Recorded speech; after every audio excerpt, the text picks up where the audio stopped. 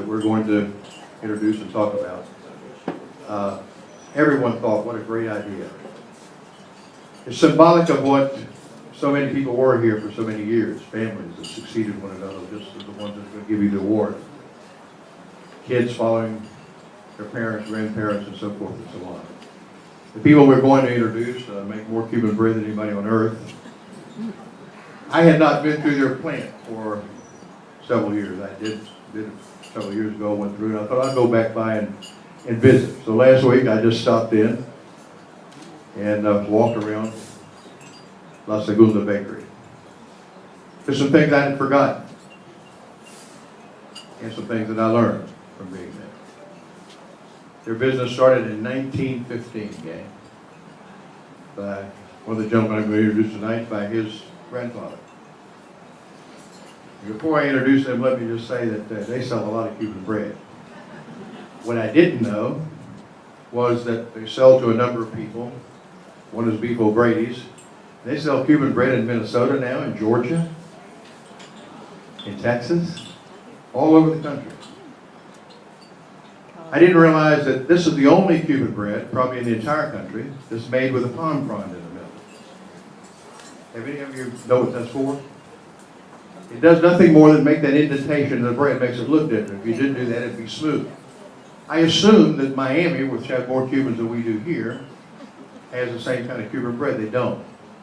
This is the only place where Cuban bread is made with that palm frond in the middle. And they make several million loaves a year. And that's the only thing that keeps the palmettos down in Hillsborough County.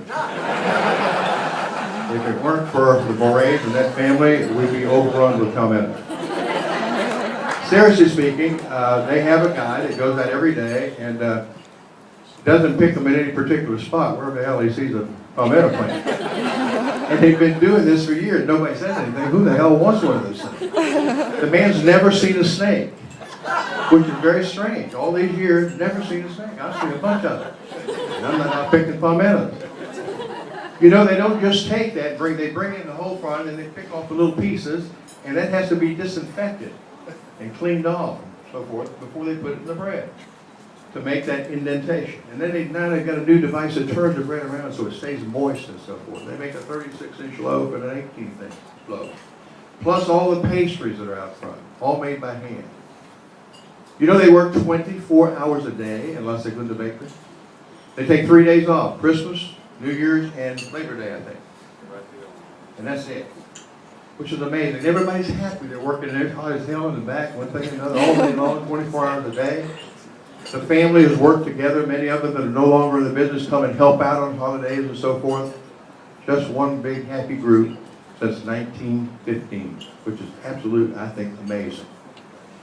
I want to ask 3 of the family members to come up, then they're going to invite the rest of them. Tony Murray, Raymond Murray, and Copeland. Would you 3 come up and represent the other family?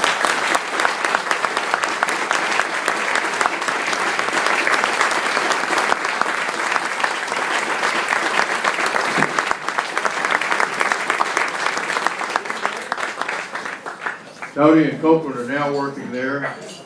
You come back whenever they need you, and you've been there for 7 billion years yourself. But you were there forever and ever. He's got a new baby coming with his lovely wife who's sitting at the table in October, a little girl. You'll be disinfecting palm frond by the time she's 7 years old. This continues.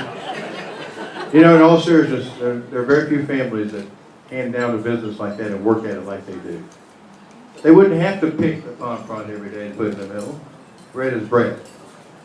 But that's part of what this has been all about since they made it that way in Cuba in 1915. They wouldn't change for anything in the world. Flour, tons and tons of flour there, it comes from Canada. It's not just any kind of flour, it's a special type. It's all blended to make this bread. It's their heart and soul, and if it changed for any of us, we would feel funny. It's been part of our lives, many of us in this room, and we appreciate your family. Would you invite the rest of your family to come forward with you all? All the Morays, come up, the Moray family.